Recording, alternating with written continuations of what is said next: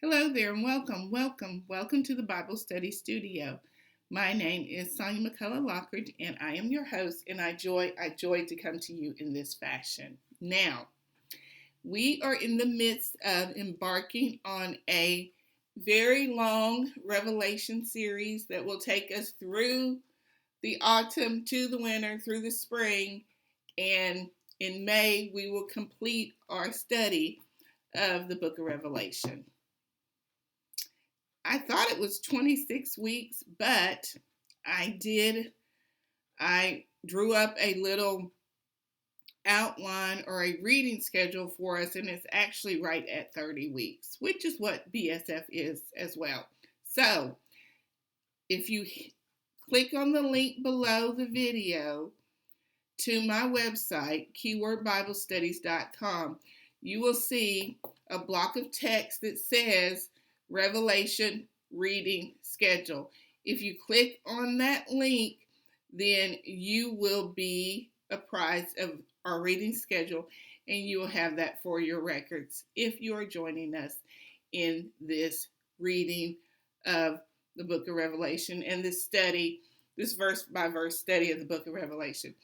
Now, the reading takes us a little bit at a time through the entirety of the book of Revelation in the 30 weeks, which starts on Monday.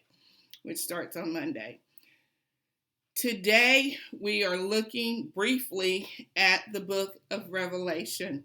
The who are the recipients, the when, the where, the what, the how. And then tomorrow, we will look more deeply at the matter of Domitian and Nero. We'll look more closely at the roles that Domitian and Nero played in the persecution of the church in which existed during the time of the writing of the book of Revelation. Now, yesterday we talked about it. John wrote the book of Revelation, and I urge you to please read 1 John, 2 John, and 3 John. And incidentally, back in August, I read the entirety of the book of Revelation out loud because it says in the first portion of the text that if you read it out loud, you're blessed. So in August, I read it out loud. We were at the end of our Reading the Bible 90-day study, and I'm like, well, why not? What do I have to lose? I just read it out loud. And it actually pricked my heart to read it out loud, so I did read it out loud. So, the who is the Apostle John wrote the book of Revelation. Who were the recipients? Who were the hearers? Or who was the letter sent to, the writings for? Christians in Asia Minor who were facing increasing persecution were the recipients of the revelation of Jesus Christ, which is the actual real title of the book in the Greek. Now, Asia Minor is currently modern day Turkey. Modern day Turkey is Asia Minor.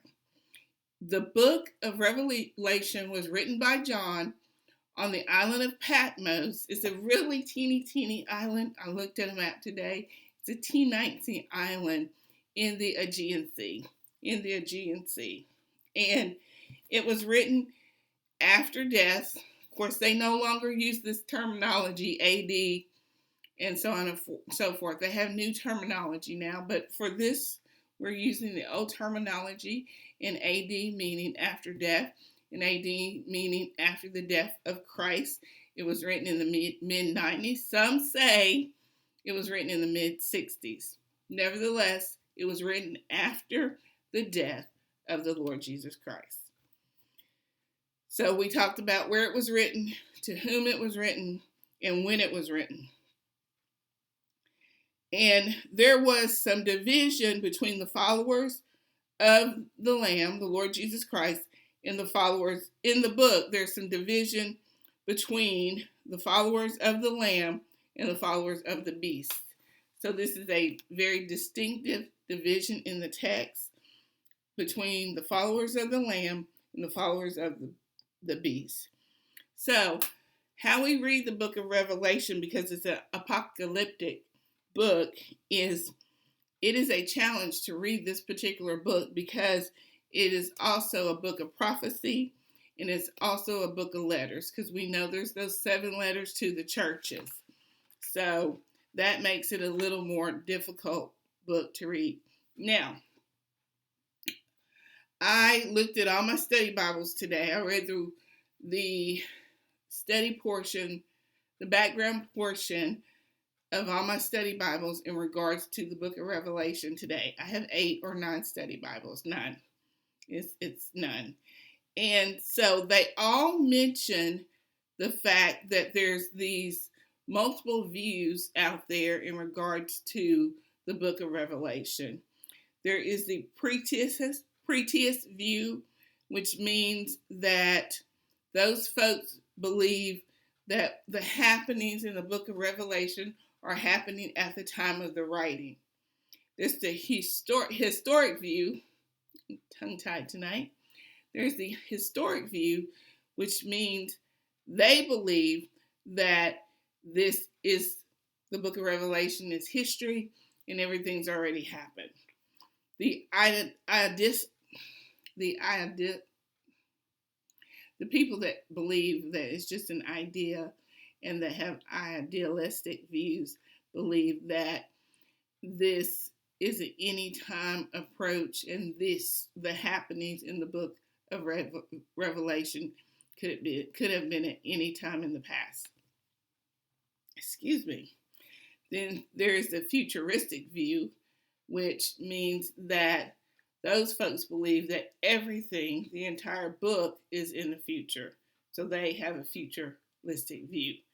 So the apocalyptic view is one in which that we note that there's prophecy and letters, and parts of the book have happened and parts of the book have not happened, such as John did write the book and John did address these letters to the churches, but the futuristic parts of the book are the beast and the dragon and all the goings on with Babylon and all of that good stuff. So, because we know that Jesus has not, the returning Jesus we have not seen.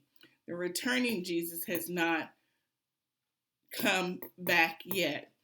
We know the reality of the Jesus that is written about in the text pre-book of Revelation, when the apostles and in the New Testament, that particular Jesus, which is the same Jesus, of course, and it's the same Jesus that's returning in the book of Revelation. But that is the difference there in some of the views. Now, that was a lot to say, but I I'm having a tough time talking today. I've talked too much before I am talking right now, and that is a lesson learned for me. So tomorrow we will go deeper into the repercussions of Domitian and Nero on the church. Given the times in which we're living, I think it would be of great interest to us to look at these enemies of the church and how they behaved and how they weaved their way into an influential position in the church. It's very, very interesting. Domitian and Nero, both of their stories are very interesting, and the impact that these two people of influence and their followers, armies or whatnot, had on the church. So I'm looking forward to us taking a little bit of a dive on that tomorrow.